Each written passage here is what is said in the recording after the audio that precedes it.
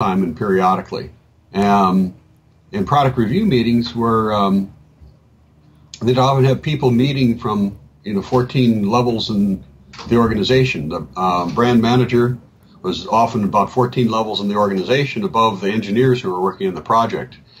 And the degree of confusion and translation that was necessary in those meetings were huge. And I think a lot of times what the engineers had wanted out of those meetings would have been a clear direction and a plan, or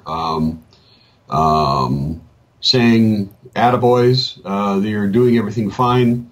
What they usually came out of those meetings with were one primary distinction. Or just, very, very simple primary distinction. So out of our meetings, we'd go through this product and they would point out something like, it sounds like you all have quite a few different end goals that are different, and you need to get those things aligned. It's not just at the end, or they thought their end goal was very concrete, but what they realized is that it was there are a variety of realities out there. It wasn't just their part of the organization. It was actually through these meetings they realized that there was more than one mind in the universe, and so that it wasn't just they thought their goal, for instance, was to ship by a certain date. Okay, that was their definite goal. Is going to be a ship date. And, what does that mean? By size, as available? Where is that in all locations? When is that? Is that the start of advertising? So what ended up being what they thought was a singular goal and very concrete ended up being very, actually very ambiguous because of all the actors that were involved. Yeah. And so, anyway, that was those product review meetings ended up being the land of mystery. And it was really, the discovery externally was to come up with identifying this gap that would help focus their next series of activities, their cycle that they're in. The other meeting that we were in... Could I just ask one quick, go back there. So could you say what the correspondence is between that your notion of that review meeting and the land of mystery? In what way did you see that they correspond? Well, the land of mystery had to do with how can we view that as a fascinating event, and looking for identifying that anomaly, the emergence of it, because it wasn't a logical outcome. And these are all, we had 10,000, we had probably, a couple thousand engineers all in this big cyborg cube. There's a cube, literally, a big cube with movable walls at Procter & Gamble. That was the product process engineering area for paper products. And they were hoping for these meetings to have logical outcomes, and the insights were not logically deducted. They were actually precipitated out of a cloud, and so this land of mystery, the interesting thing is that it wasn't really a deductive process or a logical process per se.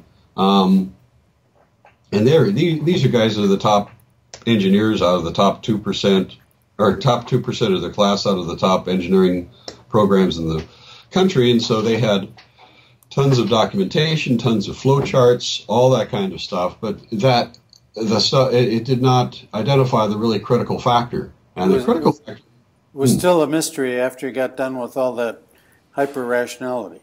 Right, because they had to recognize out of this huge milieu, this is like a multi-billion-dollar product line spread across the entire globe. And this happened in a lot of the product lines, like, Pantene was the same kind of thing in emerging. This is an emerging form at Procter & Gamble, which hadn't existed before either. They recognized they had to move in a different direction. So these are really the strategic questions of the origins of projects. Where do projects come from? And how do you know that you're working on the right project? And that's a hard thing to know because it's very early on. It's a very, what they would call an intuitive process, which I think is an internalized expertise. And it is a very nonlinear world. Because if you get headed off on the wrong quest or with the wrong direction, you're very confused. I used to think about the role of the executive as being facing the 10-ton marshmallow. Is this huge equivocality in the world, and where do you go from there? That's why they get the big bucks, is that they can somehow identify out of their experience an anomaly that will give them direction. It's an orientation. It's the next march that they're going to be set off on. And they have to pick the right one. And so that's why they get the big bucks. And they literally did get big bucks for doing that. But it was a hard thing because you couldn't rationally get there from your analyses. It was a precipitative event. And so the land of mystery was one of those things. When you're kind of sitting in the land of mystery, it's looking for,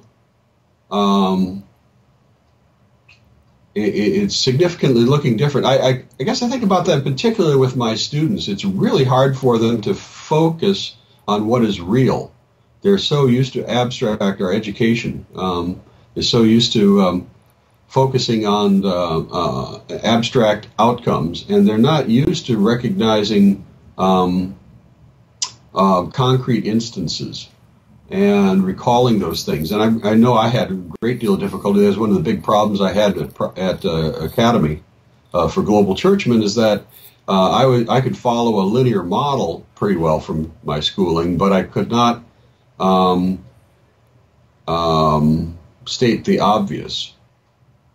A lot of times seeing something that was standing right in front of you, it's like identifying the 800-pound gorilla, as it were.